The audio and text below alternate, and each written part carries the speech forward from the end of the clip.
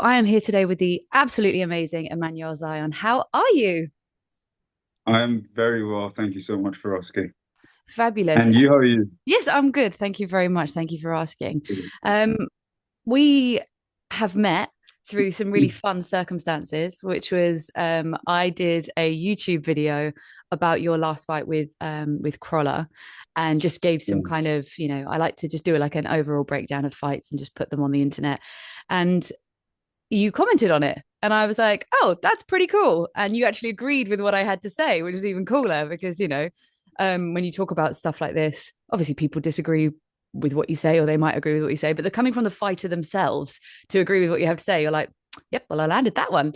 Um, and then obviously you found we connected on Instagram and that's how we're here. So that was a very kind of it was a very cool moment for me because obviously you don't ever expect the fighter to actually see what you have to say or hear what you have to say, let alone agree with what you have to say. So like was that just like a were you just kind of searching stuff about yourself or did that just pop up on your feed? Like how did you find it? Um,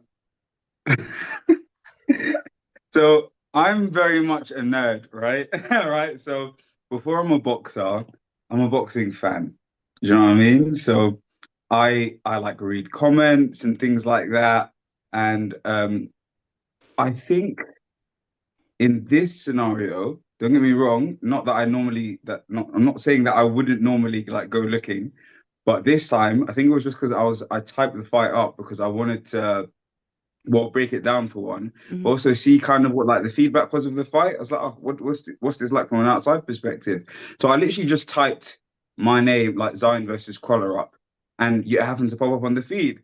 And I'll be honest with you, I remember I was listening to what you were saying, and I was sitting there going, yeah, that's right. Yeah, yeah, I agree with yeah, that's pretty on. And it's quite funny because I thought to myself, this is really strange being the person that was in there, but I'm almost watching it like a fan. Do you know what I Yeah. mean? So yeah, no, it was really good to watch. It was I'm happy I stumbled upon it. Yeah, it was great. No, and Uh, it was nice because I'm never nasty about fighters because I come from being somebody who wanted to be a fighter. I've got a heart condition, which meant that I couldn't ever pursue the career the way I wanted to, which is why then I became a coach and then how I've moved into this world. So I always look at people like people and look at it from a coach's perspective because I think there's too much criticism out there. So I try not to be too harsh. I try to be just like as if I was a coach in the corner. What would I say? mm, So because you never know who's going to see it. You don't want to be horrible about the fighter, especially if like they were having a bad day that day or something. But I mean, we can talk about that because obviously it was your last fight against Crawler, and it was I mentioned in the video a couple of comparisons from your fight with Silva, and I'd be interested to hear because you agreed with what I said in the video about Crawler, which was I think you did a really good performance. I would have been, along the way, I didn't know which way the fight was going to go. I felt like we saw your skill and we saw your talent in a much more controlled and technical way. And it was like a really great performance from you. And I felt like it was chalk and cheese from your performance with Silva. What would you say about those two fights? I think the fights were very different for a multitude of reasons. I think the thing is with Silva, one, I took that fight. Of course, no one likes to make excuses, and I don't make excuses, but I took that fight on very short notice. I'm talking just over a week, just under 2 weeks. I think it was about 11 days. I was halfway through uh, the Christmas leftovers, going through a turkey and that. I was massive, and sent me the message. I think first he sent me the message. His manager sent it to me either on Boxing Day or something like that. And initially, I said no. And I had my first, New Year, new me. I went to the gym on the 1st of January, and I started like exercising, hitting the bags a bit, and I went, oh, do you know what? I can do this in about 10, 11 days. All right. So I sort of went in thinking, oh, go on then. It was one of those. And Yeah. the thing is with Silva as well, that aside, um, his style is very different to what Crawler's is. And it was a combination of those two things. So I know I haven't quite had enough training for this fight. I'm not really at the weight that I should be at. How can I make this fight as big word for me, entertaining as possible? What's the entertainment factor for me? And I like to see it as, like I said, before I became a boxer, I was a fan. I think if I was a fan, what would I love to see? And As much as I think I performed well, I quite clearly performed a lot better against Crawler. I actually think that that fight against Silva was very skillful and entertaining because of how I approached it. And I think for me that the goal was a bit different, and with Collar I had a bit more time.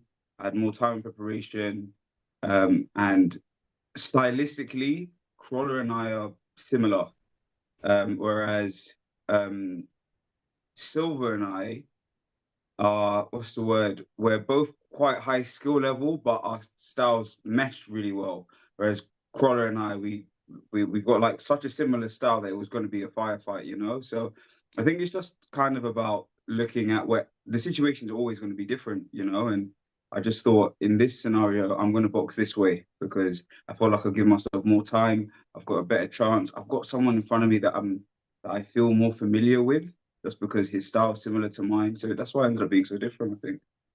It's really interesting because I actually didn't know, I didn't realize that you'd taken the fight on such short notice, which makes so much more sense. Because when I was watching your fight with Crawler, I was like, this is like, I actually had to go back because I was like, is this the same Zion that I watched in that other fight? Because it was a Yeah, very different performance. But I love that you took on the fight with the mentality of, okay, I know I can't go in at my best, but how can I make this the best of what it is? Which I think is a yeah, really powerful mentality to have, because at the end of the day, it's becoming more apparent, you can change your life to take an opportunity like that, even if you can't show up in your best way, like in the way that you would want to most show up. So absolute kudos to that, to that as a whole, as an experience, because it was entertaining. So well done you. um I'm gonna like dive into a couple of sort of questions about you personally rather than you as the boxer. So yeah. um firstly, how are you really? Not how are you based on a PR standpoint. Like, are you well? Are you happy? Is life good? Um, as in, or am I what? Am I happy? Is life good? Is that what you're asking? Yeah, like on a human to human level, not just like an interviewer to a boxer level. That's a good question. I think one of my favorite things I've heard. I'm doing better than I deserve. I think that's going to be my best answer to that. I think I'm very fortunate, very blessed, and life is tumultuous, right? There's so many ups and so many downs, and I think that if I'm just reflecting on where I am now and where I've come from, I'm so happy with what I've achieved. I've come so far, and I mean, genuinely speaking, I sometimes I sit on my phone, and I get oh, a memory from 10 years ago, and I just think like, wow, it's been a journey, you know. Yeah, life's good. Life's treating me really well, I have to say. Yeah. You said better than I deserve. Mm. That's a very, Um, why do you think deserve? Why do you not deserve the happiness that you have? um, maybe deserve might not be the best word, but I'd say better than it could have been, you Hmm. know? So I grew up quite rough. I didn't have like a what's the word? I didn't have a lot of stability growing up, you know. I had a lot of people around me that grew up in similar situations that I did, and we've ended up in very different paths, you know. Like, unfortunately, a lot of my childhood friends, I did are in jail, you know, the usual. And the other ones who ended up doing fine, they're not pursuing their passions, or, you know, they're not doing things that they enjoy, and they feel like they're just sort of being taken for a ride rather than actually being in the driver's seat, you know. Hmm. And I don't think that I'm more deserving of my life than anybody else, but I am fortunate to have it, you know. And I think I'm just grateful. That's all it is. Yeah, grateful. Yeah, that's really wonderful. I think that's actually something that I've learned to practice a lot of is, although I might not be where I want to be, I am somewhere different than I ever dreamed of. And if you are grateful for where you are, it helps you magnetize more to you and also enjoy the experience of gaining more, developing more, changing more. Because, you know, like you say, life goes up and down. So you don't know. You don't know what the outcome is going to be ever, what could be around each corner. So to be able to just be like, I'm actually really good where I'm at, with the understanding that I know I can get more. So that's really beautiful. Um, One of the things that I definitely know from my journey and through the journey of speaking to a lot of fighters or a lot of people that took up boxing or martial arts in general is that there was a fight before the fight. So there was uh, an internal fight normally before the gloves ever came on. Would you say that would be something that you relate to? Okay, so I'm gonna give you I had an interview yesterday and I got asked this as well, like, why did you start boxing? And I told them there's normally a politically correct answer that I give. There's a story that a lot of people have heard. Sometimes you hear them say it in like the commentators, because that's normally the story that I tell. And it's the story of how I used to play football when I was younger and I broke my Snapped your ankle. ankle. Yep, I know. Yeah, I know the Yeah, it's my story. I've ankle. heard it too. That's that's the standard story that everyone hears because that's the one that I tell. And it's true, 100% it is true.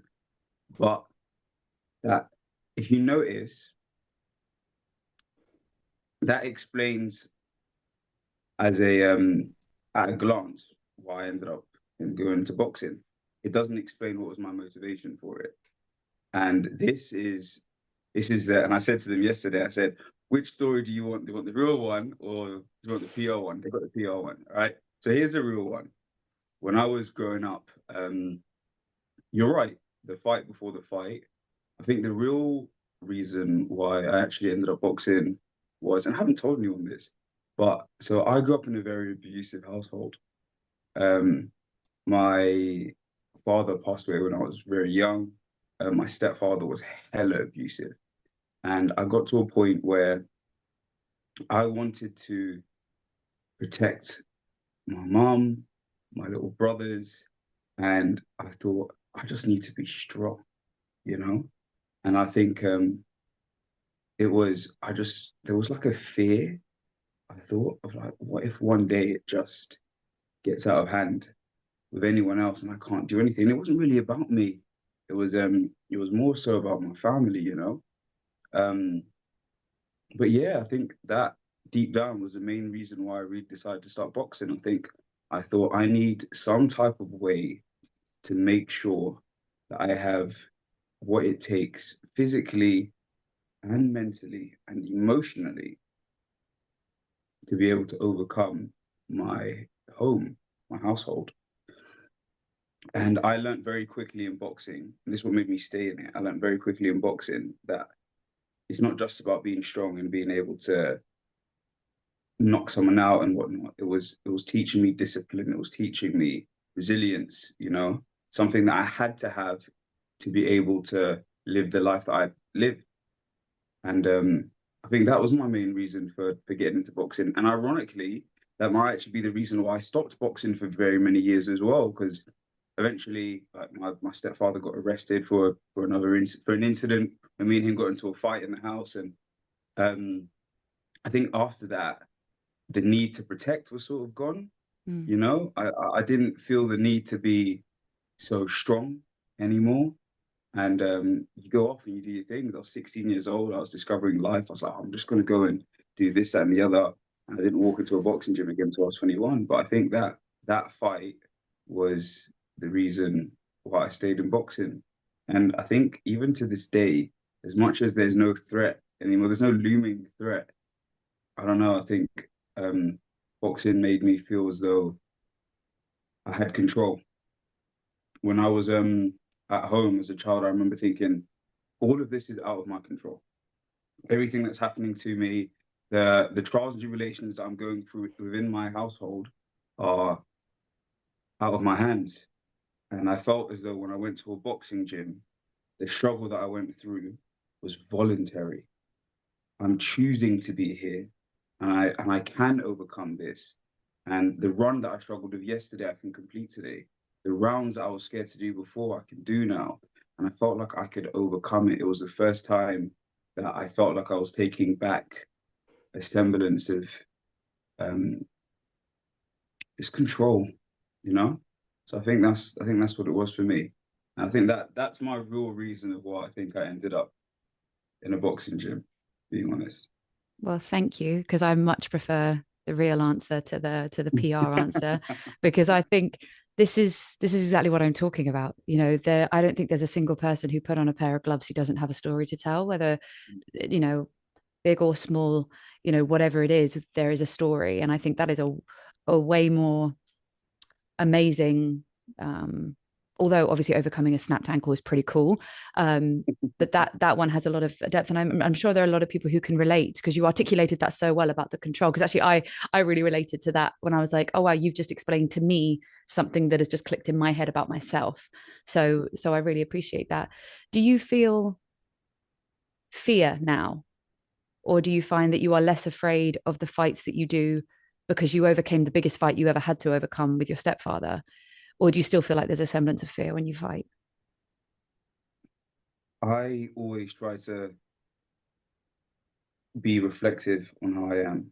And I find it really hard to say that I'm not afraid, you know? I find it difficult to say that I'm not, but I just don't feel afraid. And I just think as much as boxing is a dangerous sport, and there's obviously the fear of embarrassment, maybe the fear of getting hurt or injured, it just doesn't compare. You know, I was a child in that situation, having to it's one thing voluntarily getting into a ring that you've had a bit of time to prepare for, you know, and what to expect. It's another thing being afraid to go home after school. Do you know what I mean? Because you don't know what mood they're in. And it's another thing going, if I get home and my mom's not there, I'm going to be alone, you know? And it just doesn't compare. It doesn't feel, although it is, the magnitude of it doesn't feel life threatening like it did before, you know? And like now when I box, I gain a true sense of joy and glee because I feel as though I'm going into a fight that I'm prepared for, that I want to be in, that I can actually enjoy these moments in here that before was terrifying to me. And it almost reminds me every time that I'm in the ring and I'm having a tough fight or in sparring and having a tough spar, it reminds me of where I was before when I didn't have any option. You know, when I had no way of defending myself. I couldn't walk away from that and go, what can I do better next time? But I can do that now. And that's changed it for me. So I don't really feel afraid anymore, you know? I think that's okay, because I can't imagine, because of what it made me think of Usyk when you were saying that, and how he's been fighting on the front line to like protect his country. I can't imagine he's feeling fear when he walks into the boxing ring in the same way. But what you both have is that sense of discipline, drive, joy, wanting to achieve something, wanting to overcome something. So I don't think it matters whether or not you feel fear or not. It was more curiosity to, because I can imagine, like you've just explained, that what you used to go to home to is far more terrifying than Mm. getting in and doing, what was it, 10 rounds with Crawler? 10 rounds? Yeah. It was it was only six. Oh, it was It was six. only six. Oh my gosh. And I wish it was 10. I, I absolutely wish it was 10. I'm telling you right now, 12, the more rounds, the better. Yeah. Yeah. Oh dear. Well, that's, and also I think, I said this in the video, that what I really liked about you and Crawler, um was there was so much respect and joy through the process, like the way in, and then actually when you were in the ring, there was clear respect and joy. And I really feel like the sport needs so much more of that. Like True. it doesn't have to be so heavy all the time. It doesn't Mm, have to be like, yeah, I'm going to crack your skull open. And it's like, no, you're not. You're not going to do that, because that's not actually what you're here for. Like, we get it. You're a warrior. You don't need to lie about it. You don't need to say those things. It feels so silly, because it's clear there is an evident, in most cases, there is a level of like respect between warriors. I mean, I think the mm, only time it kind of in recent years that I've really kind of gone, yeah, they really hate each other, and I get it, was Eubank Ben. They really clearly didn't like each other, but what they did in the ring was use that energy until it kind of dissipated to a place of like acceptance. And I feel like unless you genuinely hate each other, like why do it? I'm so yesterday, one of my sponsors who interviewed me, he's very much of a, oh, do you want to call anyone out? Do you want to? And I'm like, nah, like, I don't have anything. And like, this is, it's probably a bit of a, in some people's eyes, a bit of a character flaw, especially from a PR perspective. But I'm brutally honest. I think if I have good feelings about someone, I'll express that. Um, so, like I said, I'm a bit of a nerd when it comes to boxing. I watched footage of Crawler. I looked him up, and of course, for studying purposes. And then I saw him on Talksport, and I watched a video um, where he was having a conversation with the guys at Talksport. Was talking about football and just regular stuff. And I thought to myself, this seems like such a pleasant fella. Do you know what I mean? Like, he just seems so pleasant. So for me to see that, and then to go in there and have all this fake needle, it's just not me. It's just not who I am. And I think the reality is, I think one of the main reasons why I'm like this is I have a bit of a luxury, which a lot of other fighters don't have. And it's unfortunately in boxing, you sort of do need to market yourself, right? You need to market yourself. And the more you're spoken about, the better it is for you, especially if you're thinking this is my dream. It's going to be my main source of income. You want to get the most out of it that you can. And unfortunately, there's sort of this perception that you have to be some kind of antagonist. And it's what's worked over the years, like being controversial. You look at guys like Floyd Mayweather in the UFC, you could look at guys like Conor McGregor, and those are ones that make the most money, and that's what people want to emulate. I'm sort of the mentality that I don't really care. Where I really gain my joy from, my happiness isn't the the millions, the mansions, the big houses, and no, like I get my joy from being in the ring. You know, that's where I get my validation. So I don't think, oh, like I'm gonna go make myself look like an idiot on camera with this guy to like get a bit of hype around me. What will make me proud isn't me being known as the guy who did all this in the build up and that in the build up, but it's people sitting down and watching my fight and going, oh, he's good. You know, that's where I get my validation from.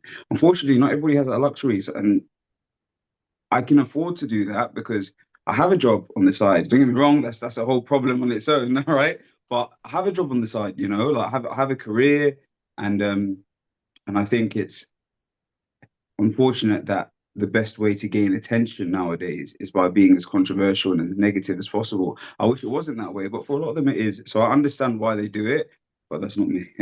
That's not me.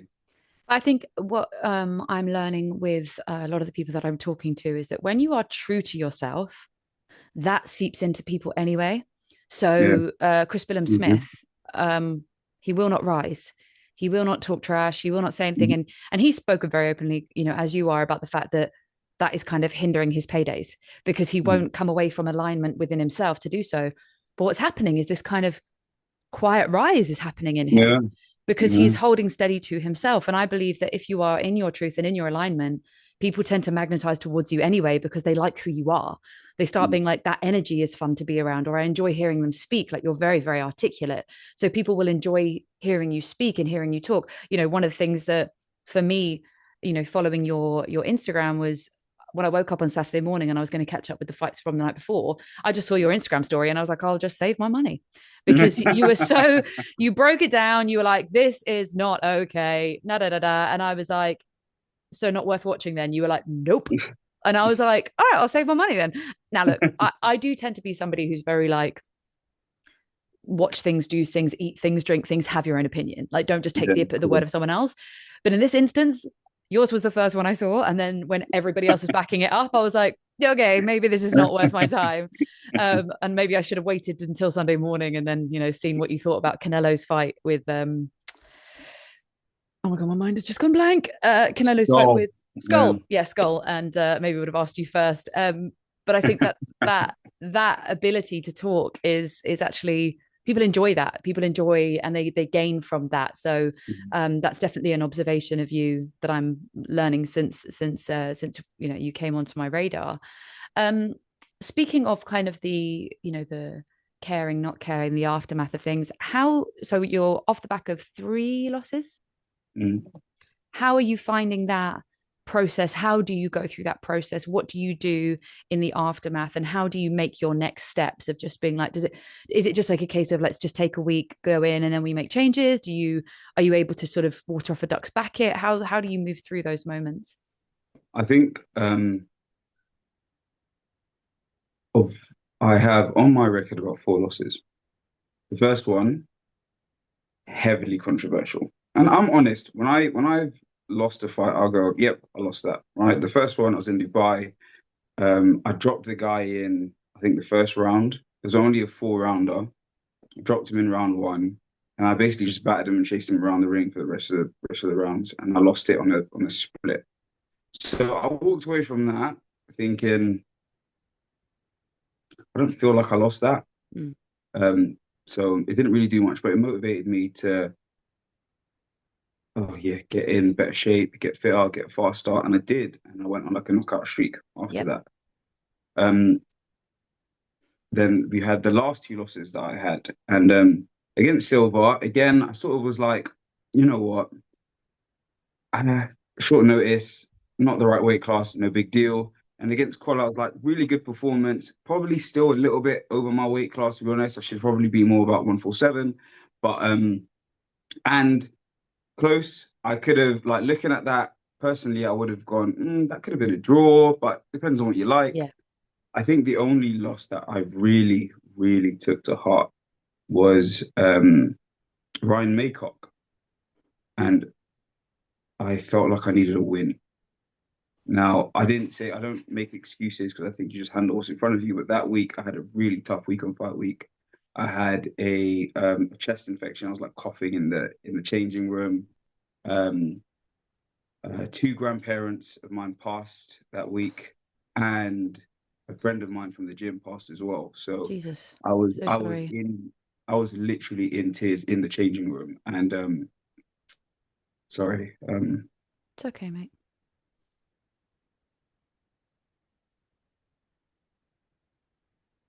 yeah, that one got me. You know, Yeah. um, that one got me. And I think in that scenario, I needed a win because I felt like it would counteract all the losses that I'd had. You know, and it doesn't work like that. It just doesn't work like that. I think even if I had won that fight, it wouldn't have fixed it. You know, what I really should have done is I should have gone away and dealt with that issue properly. And I don't like pulling out fights. It's not really who I am. But I think sometimes there's a time when you should go, this isn't right for me, you know? Um, so barring that one, the way that I overcome the losses that I do is, like you said, I go back to the drawing board and I think about how I'm going to improve, but I have a valid reason for all of them in my mind.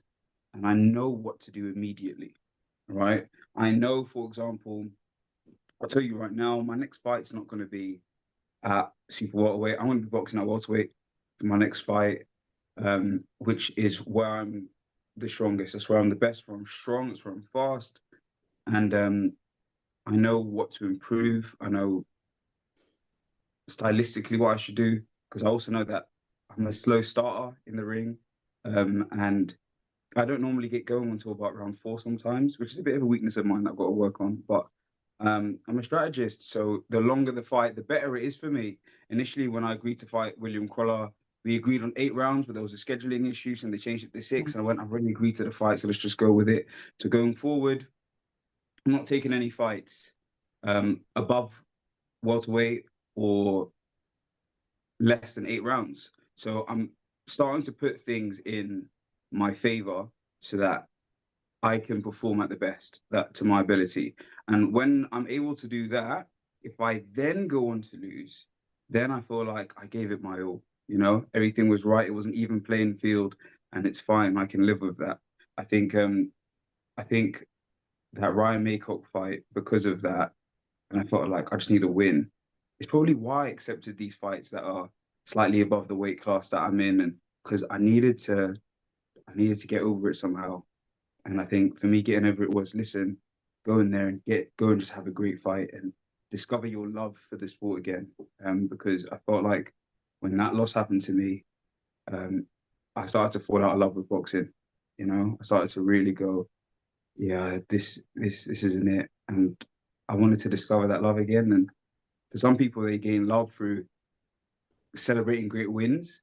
For me, it's celebrating the moment, you know? So, and that moment, if you, I wish this was on camera, but the moment that I had with Silva after the fight, when him and his dad came into my changing room, that moment, that made me love the sport again, you know?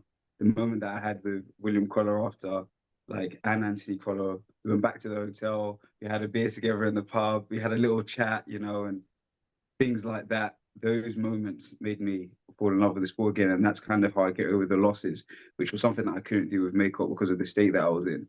And I think now that I've had my, what's the word, my rebound fights, if you will, I think now it's time to get back to what I was good at, you know, and keep pushing forward. Yeah.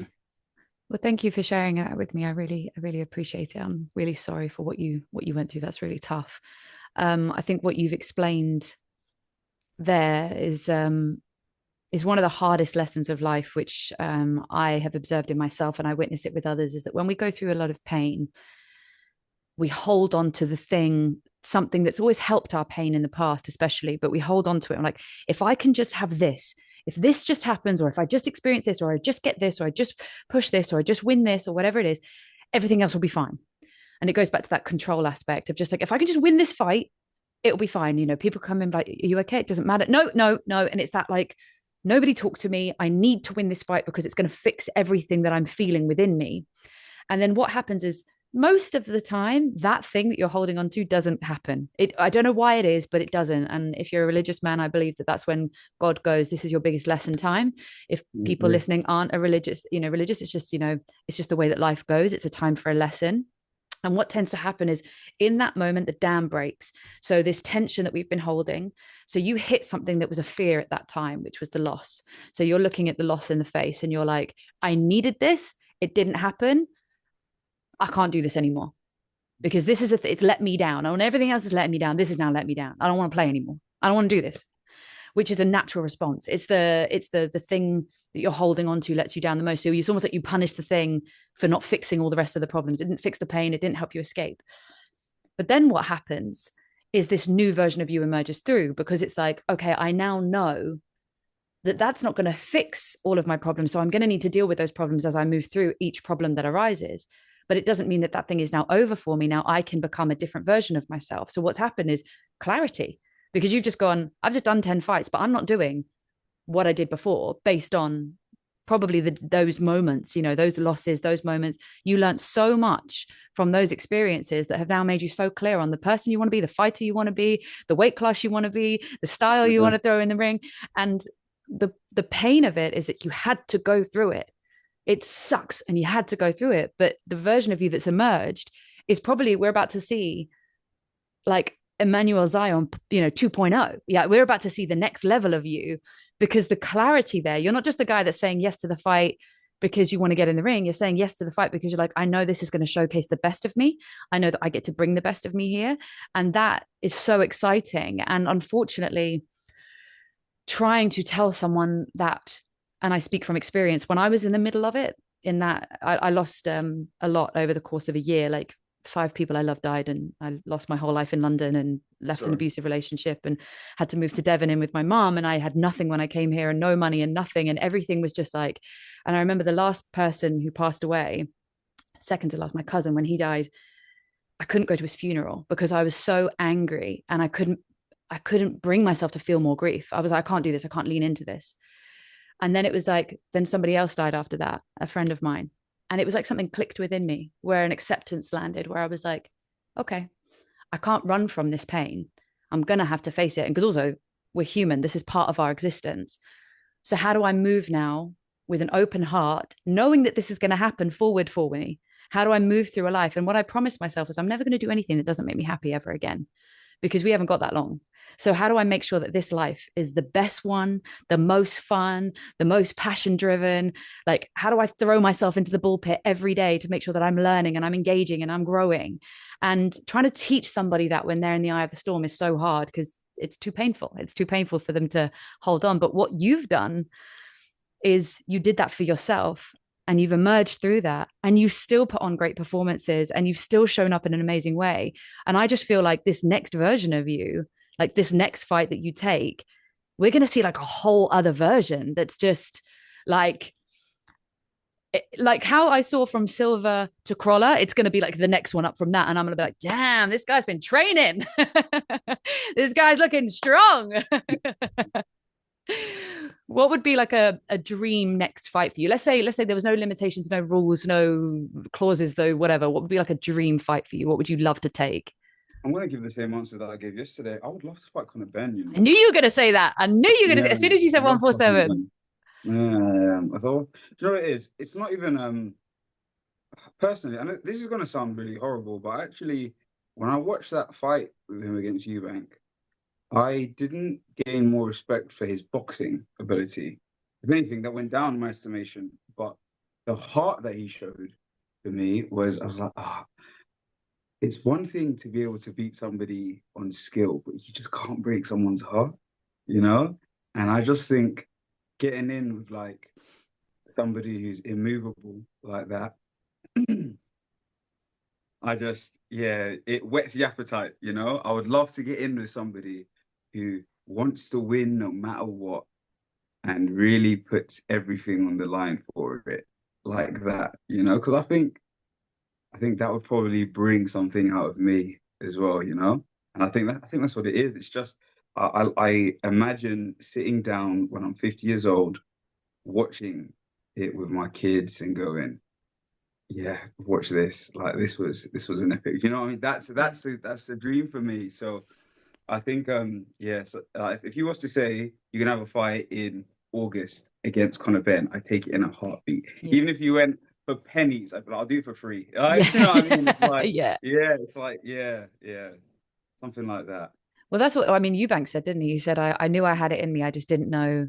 I knew I just needed somebody to pull it out of me. He was like, I just didn't expect it to be Yeah. him. And I think they both pulled something like an immovable force out in each other because the mental capacity. I think. I mean, I believe. Do you believe that people can give up without realizing they're giving up? Yeah, 100%. I see it in people's eyes all the time. I see it in the ring. I see it in life. I saw it yesterday. And yeah, like one of the biggest things that I do when I'm boxing is I make eye contact with the person that I'm in the ring with. And I don't know how, but over the years, I've learned to see hopelessness. And you can Interesting. see it in people's eyes. And I always think to myself, the moment I see hopelessness in your eyes, this fight is over. And yeah, you can truly give up without even realizing that you've done it. Even the way you sit in your stool, the way you walk back, there's the things that you stop trying, you stop throwing certain punches because you've given up, you know? And I felt like we saw that a lot with Ryan Garcia and Devin Haney. They'd given up. They'd given up on trying to win, and the focus was trying not to lose. One of them succeeded, one of them didn't. And yeah, Eubank and Ben didn't give up at all. And I think that for me was that whets the appetite. Yeah, those are the types of fight that I want to be Yeah. I think that was kind of the consensus, wasn't it? You know, I think that's why it was sort of people saying it was one of the best fights they've seen in a long time is because of the heart in. and soul. It wasn't necessarily because of technical ability, Yeah. stylistically. It was Mhm. because yes, they got a big payday, but it was evident they were there for something so much bigger that Yeah. was, is there anything that you would want to change in the boxing industry? Oh my God. Let's go. Um, well, okay, so a big thing for me, one of them would be I would really, oh, someone mentioned this a little while ago, and it was just there should be, I know it sounds horrible, but knockout bonuses, right? And the reason why I think that isn't because I want to see more knockouts, but I feel like if people had an incentive to go for it, people would try really hard, you know? Um, oh God, there's so much I would change. I would change the way that fighters are built up. I would change the trying to go for the protecting the undefeated record. I would change the structure of how fighters, especially coming up, get paid because we lose so much talent in boxing because people can't afford it, you know, because people can't afford it. And like I mean, from a grassroots level, in the small halls, the guys that are running around selling tickets the day of their fight, struggling to make ends meet. I wish there was just like a basic rate that all fighters could have. There should be incentive for having more competitive fights, I think, as well, because at the end of the day, it's about excitement, like people want to watch these fights because they're competitive, because they're entertaining, and there's nothing that I hate more than one-sided cards. Like I've been to a few shows where I've looked at the card and listen, journeymen are earning their living, I get it, but you have a card where you know who's going to win. Every single one of them, you completely know. There's nothing I hate more. Um, I would change that. I wouldn't allow that. I think if you have X amount of losses in a row, there should be some kind of suspension. Like there should be like, oh, if you've got 100 losses without a single win, it's like, no, you shouldn't. Why are we matching them like this? The sport needs to be competitive, and this is what I loved about the amateurs. I got into boxing for competition. In amateur boxing, you didn't know who you were going to fight. You showed up, you had a scowl on your Yeah. face at every single person there just to make sure that you weren't looking too friendly. And yeah, you just got in. You had a dust up, and you got out. You shook hands. You shook hands with their coach. And that was the best moment for me then. And I wish that pro boxing was a bit like that as well. Not in the sense where we don't know who we're fighting, but that competitive spirit. You don't know who's going to win. It's yeah. I'm a big fan of like 50-50 fights. That's what it is. Like, well, I don't know who's going to win. Where people both really want to give it their all. That's what I want to see. Do you think that Turkey is trying to make that happen a bit more? Because he's kind of pulling in competitions that people want to see, or do you feel like it still needs to be more than that? It needs to be like the promoters, it needs to be fighters not being afraid to take losses or go up against someone who could beat them. I think okay, a few things. So I think Turkey's got the right idea of doing it, and he's incentivizing people. He's incentivizing boxers to fight the fights that all the fans want them to fight. But just because there's sort of a consensus that a fight needs to be made, doesn't necessarily mean that it's the best fight. So a lot of people go, "Oh yeah, I really want to see this person because they've been built up, and this person they've been built up. They really want to see them fight each other." It doesn't mean that it's actually going to be the best fight. So that's what I mean, where it should start at a lower level. Because if you have 30 fights that are not very competitive, um, and then you go, "Yep, this person's the best," like we don't actually know. He hasn't had any fights on the way up. Um, the second thing um, isn't is I don't think that fighters are ever really afraid to take fights. I think that what they're afraid of is the consequences of what happens when they lose them. So when you lose a fight, oh, I'm not going to get this paid anymore. I'm not going to get this. I'm not going to get this opportunity anymore to do this and that. That's sort of what the fear is, and that's what needs to get taken away. It needs to be a case of yeah, you've lost a fight, but it doesn't mean that you're no longer going to be able to make any kind of money anymore, or you're not going to be able to get into these types of fights anymore. I think that's the issue. Um, so I'd really like to see an environment where you get rewarded for taking these risky fights rather than being penalized for losing them. You see what I mean? Definitely.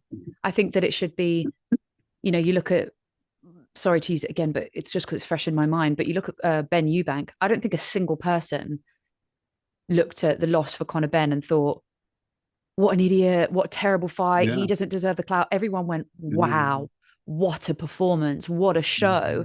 And I think, like you've already alluded, when you show up and you give your best, people can't critique you or criticize Yeah. you for giving your everything.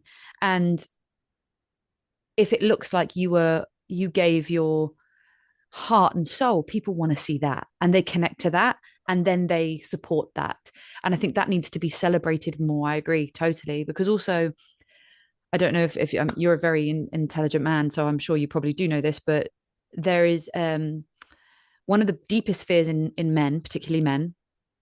This isn't to eradicate, the female boxers, but this is, boxing is still predominantly a male sport, so let's just focus on that. But the deepest fear in men, which is at a kind of an ancestral level, is from caveman times, is public shame.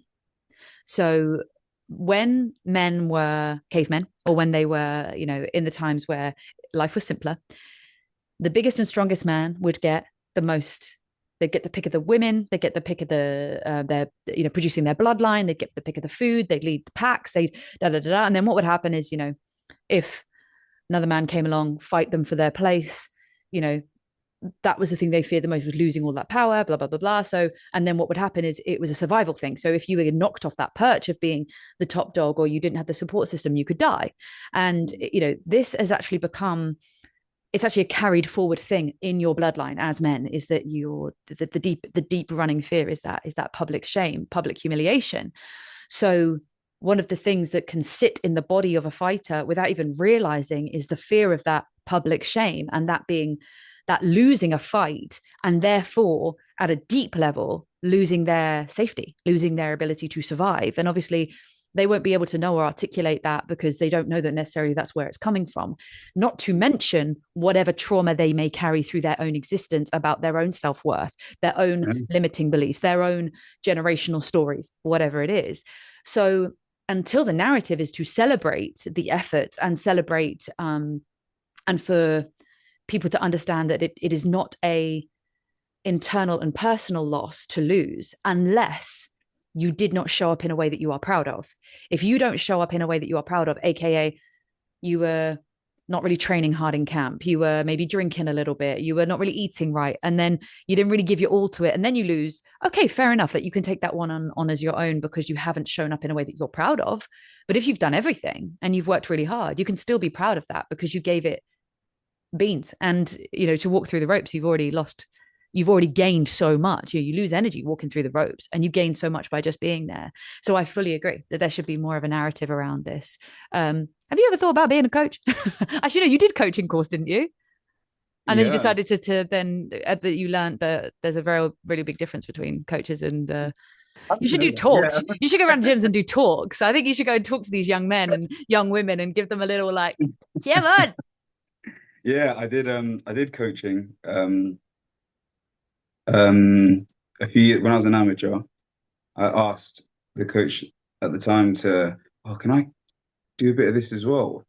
Um, because I remember hearing one of the best ways, because I felt like I was behind when I was boxing, because I didn't really start boxing competitively until about 21 years old. And I thought, okay, I've got a lot of catching up to do. I need to learn as much as possible, right? I'm not going to rely on talent. I need to learn. And I remember hearing someone tell me that one of the greatest ways to learn is to teach, because you learn so much, because you're reiterating things over and over again, and you have to adapt in your mind. How am I going to explain this in a way that makes sense to somebody else? Right. And I was like, that takes you having to learn about yourself, how you communicate, how they communicate. And I went, yeah, okay, I can use this as an opportunity to learn more about myself as a fighter, but also learning how to coach. And I started coaching the juniors, the young kids, and not to brag, I was good at it. I was good. They loved my sessions. But the reason I stopped was because one thing was said to me when I went on a coaching course, and it was said to me by Mike Harris, who's my current coach now. He wasn't my coach then, but he said the difference between a great fighter and a great coach is that a great fighter needs to be selfish, need to think about themselves, their diet, think about their own time, what's best for them. And a great coach needs to be selfless. You're putting them before yourselves. And something clicked in me that I'm doing this for the wrong reasons. I wanted to coach so that I could better myself as a fighter.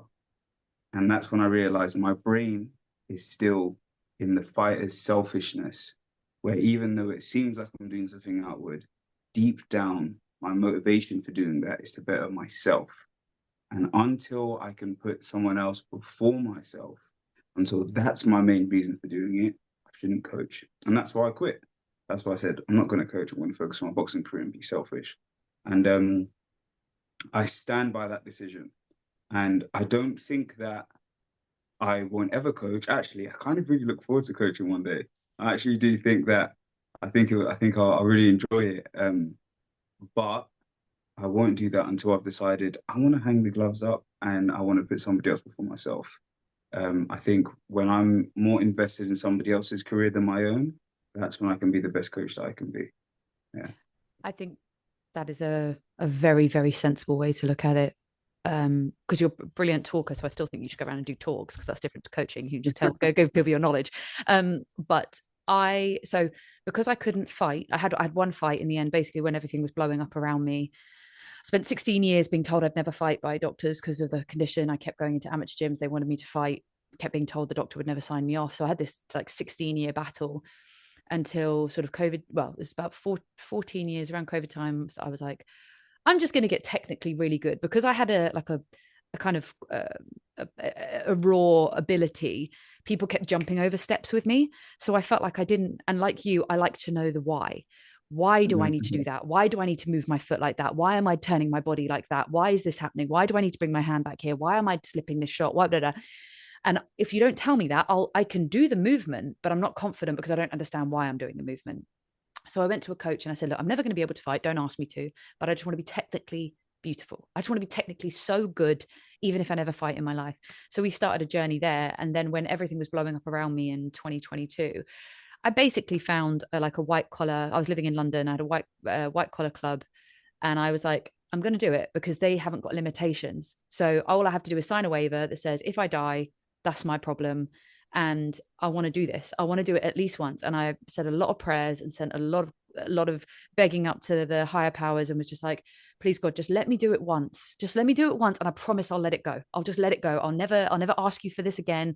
I will just let it happen. Let me be safe through the camp. Let me make it through because part of my condition is I'll black out, which obviously can really impact.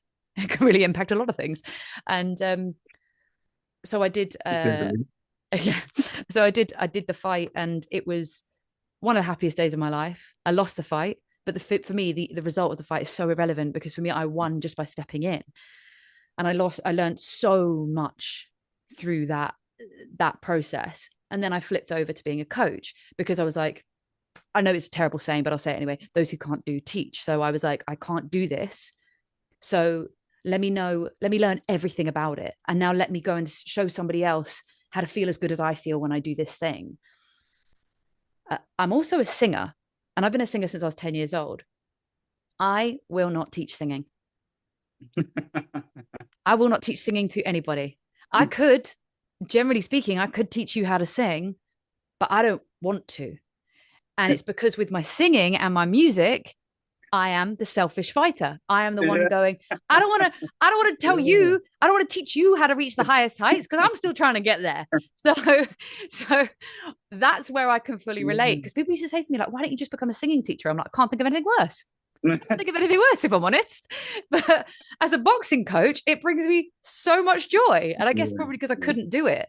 And it wasn't in my pathway to be a fighter. And I think also, my first fight I was 34. If your first fight is at 34, you're getting punched in the face by a grown ass woman.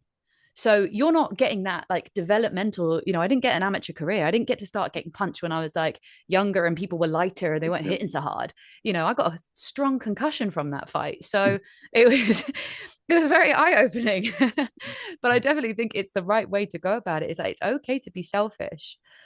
How do you navigate? Because you've already alluded, like earlier on in the conversation, you've got a career that a job, you've got your career in boxing, and then you actually, the difficulties that so many fighters face is that they have to work another job to make sure that they can survive their boxing career, which I agree should not be a thing. There should be like a basic wage that all fighters can be able to live off.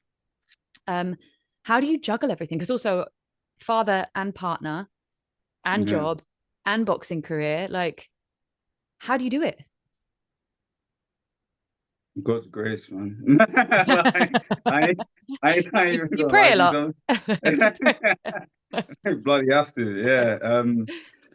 Look, I'm not going to lie and say, oh, I manage it perfectly. I don't. I think I've been doing it a while now, which makes it easier.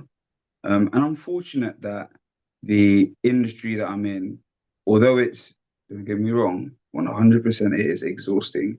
It's not as physically demanding. So I'm not going around carrying bricks 24/7, but the reality is I manage it because I've made sacrifices. And I have so many hobbies, right? When I say so many, my little brothers, they're gaming nerds, right? Absolute gaming geeks.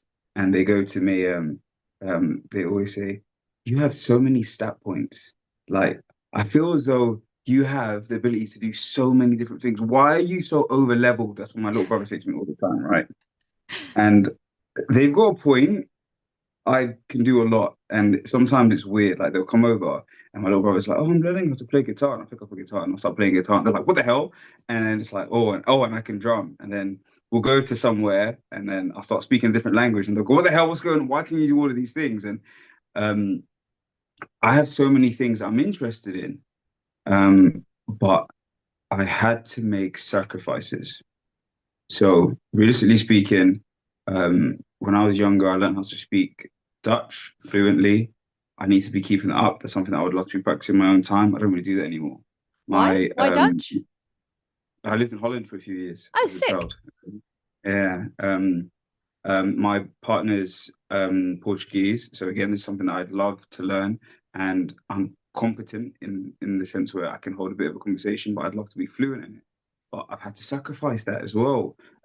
Music, I love music. I play drums, I play a bit of keyboard or piano, I play guitar, and I don't really practice that much anymore. I love gaming. I don't really do that anymore. I've had to sacrifice so many small aspects. Like I used to love going out drinking with my friends. I don't do that. Right? I don't do it. And it's just one of those things where I've had to make sacrifices and keep my life to a minimum in order for me to gain the maximum out of it, you know? So I did have to cut out a few things, and some things that I've cut out, probably not the best thing. So I've cut out like sleep. I barely No, sleep. Yeah. you're an I know, but athlete. I'm telling you, like it's to a point where I've learned to function on no, like I basically can't sleep for more than 6 hours, right? And it was to a point where what I used to do at work when I was a guy, I don't do this anymore, but I used to only sleep at about for about maybe 2 hours at a time, and I would do about 2 hours of sleep, no, two to 4 hours of sleep, but a couple of times a day. So I'm still getting my rest throughout the day, but it might be okay. I get back from work and it's I don't know. Say I get back from work at 10 o'clock, for example. I might sleep till about 1 o'clock in the morning, 1, 2. So if I'm in bed by 11, up at 1, 2, then I'm in the gym at 3 o'clock in the morning. Then I'll do that, come home, maybe get a 1 or 2 hour nap there, go to the gym again, come home, like get dressed and then go to work, like things like that. So I was juggling a lot, and I don't do that anymore, right? I don't do that anymore. I'm a lot more, but that's how I managed to get by. I thought, what's the areas that I can make a sacrifice? And it was, oh, maybe an hour of sleep here, or maybe I'll just do this and that at the same time, rather than doing it separately. And like even like now when I'm going to work, I decided, oh, let me start taking public transport a bit more so I can use that time to read while I'm on my way to work. I try to do it as much as I can, and I've kind of found a routine of it because I've been doing it a few years now, and it's not easy. And I think sometimes people have to suffer a little bit on account of me. So that's families. I'm sometimes missing a lot of events, like friends, or trying to schedule a hangout with me is nigh impossible, right? It's like weeks in advance at a time. It's like, oh, can you make it here? And the answer is usually probably not. But but now I'm lucky enough that my job's got a little bit more flexibility. Um, I'm not training 3 times a day like I used to all the time. I absorb information differently, so I've made use of my time a bit better. But it, it's not easy, but it's doable. Yeah. I think this is the thing that can be lost, or I'm witnessing it being lost from the narrative in, I'm trying to be diplomatic how I say this, the narrative of maybe the generation below you and I, um, which is that it should be easy to achieve great things because we have this era of like people just going viral on the internet and then getting like a record deal for a year, or like somebody going Yeah. viral on the internet and getting a branding deal. And it looks like it should be so simple. And yet people are forgetting the hours that people are putting in to create the thing that they do, or the thing that they say, or whatever it is. And people burn out very fast because they don't want to put that level of effort in. They don't want to do the sacrifice. They want everything and everything all at once, which, by the way, if people want everything and everything all at once, that's fine. I'm not criticizing it, but it's understanding that that's there is nothing great in this world that does not come from those foundational building hard moments of sacrifice. And actually, to me, what you've just described, of sacrifice, that's tough, because things like creativity and outlets, that's hard to let go of. I definitely think you should sleep more because you're an athlete, but that's just me being like, that's just me being interfering. But then doing things like taking public transport so you can have some time.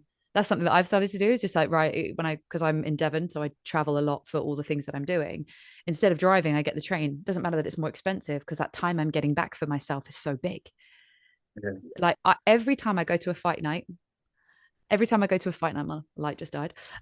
I write the article on the way home. So I write for a newspaper, and I write the article on the way home every time I'm on the train, because I'm so buzzed off the event. I'm then just like, Yeah. and it all I'm comes on a out. roll. Yeah. Yeah. So that 3 hours that I'm on a train, or 6 hours, depending on where I am in the country, is productive time for me. And then it means that when I arrive home, and I know I'm going to feel exhausted, I can sit down, and that's when I can get some me time. So I think that it's amazing what you're doing, not easy what you're doing, and also a great narrative to others to remember that it's possible.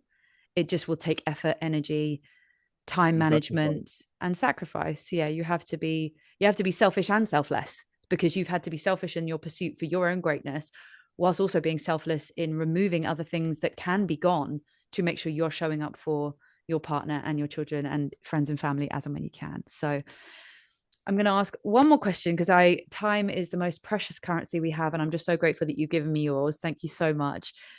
Pleasure. What would be your dream scenario for career life, moving forward in the next couple of years? If there was no I limitations, none at all, like no limitations, the sky's the limit. I mentioned this earlier, and I stand by it. The dream for me is to sit down in 20 years with my kids, watch some old fights of mine, and just go, "Oh, Dad, you were so cool," right? Like I wanna. That's what it is for me, and I think it feels weird to say this, but I think for the first time in my life, um, the dreams I have are like right there. They're Yeah. like attainable, they're within reach. Yeah. And I remember before it was because the motivation was different. I was like, I want to be an undefeated boxer with loads of money, and I've gotten older now, and that's changed greatly. I think time with my family is more important than any of that. I think one of the biggest things that I want to gain back from life at the end of all of this is a bit of time, you know? So I want to get a bit of time back. I want to spend some time with those that I've maybe not been able to spend as much time with because of how busy I've been. Um, so I want to see where the road goes. I have the luxury of being able to box without being tied to a specific outcome. I also have a career where I'm like, this is what I'm going to do with it. And I just want to keep that going and then kind of see where that leads. I think if you was to, the only thing that I could say dream wise that would be no restriction is I would love to have a big fight in a stadium. I would love to like fight in Wembley, and I'd love to have like like I'd love to be a dream of mine. One of which I've already done. Um, I would love to be announced by Michael Buffer, right? That would like, you know what I mean? That's goals for me. Yeah. Um, and I know that to some people, they're like, oh my God, for a fighter, you don't dream very big. And it's like, considering where I've come from, I'm living well outside of my means. Do you know what I mean? I'm already kind of living the dream. So I like to just keep kind of doing what I'm doing and seeing where it goes, if I'm being honest. We're Also, not quite as groundbreaking, but yeah. no, I think it's lovely, because actually, I think the older you get, you realize that it's not always about the intricate I want this things. It's about the bigger picture of the thing. And it's Yeah. also for anyone who might be question marking why my Michael Buffer thing is like a big thing. Michael Buffer charges like £1 million every time he steps on the mic, which is why you only see him announce the biggest fights. So if Michael Buffer is announcing your fight, you're headlining, bro. That's like that's not a small thing. That's like you're at the top of the bill and you're doing big things. Yeah. Oh, yeah, that'd be brilliant. Listen, Emmanuel, I'm so thankful that we got to have this chat. It's been so wonderful to chat to you and get to know you and Really learn is. your story. And I really appreciate the vulnerable moments that you shared with me and the story that you haven't told anybody else, because that's the story that I think is the most precious, most important, most deserving, most worthy of having a voice, because it means there's going to be maybe some other person out there who hears that and either relates and doesn't feel so alone, or hears it and thinks maybe this is this place that I can feel free and I can go and escape the way that I feel. And I don't think you ever have to become a professional boxer. And I say this to everyone, like, you can get into a boxing gym and put on a pair of gloves for your own sanity, your own freedom, your own sense of self, your own whatever. And every time I speak to a fighter, it reiterates the message that I'm trying to send, and they'll listen to you more than they'll listen to me. Unfortunately, you got more weight and more gravitas. It's just the way it is. But look, it's been fabulous to talk to you. Thank you for your time. I'm very much looking forward to your next fight announcement, and obviously your fight with Conor Benn in August. Because obviously we're manifesting it. We're manifesting it, and hopefully I'll see you in person on the circuit very soon. Very soon, hopefully. Take Thank you care. so much. God bless and take care. You too.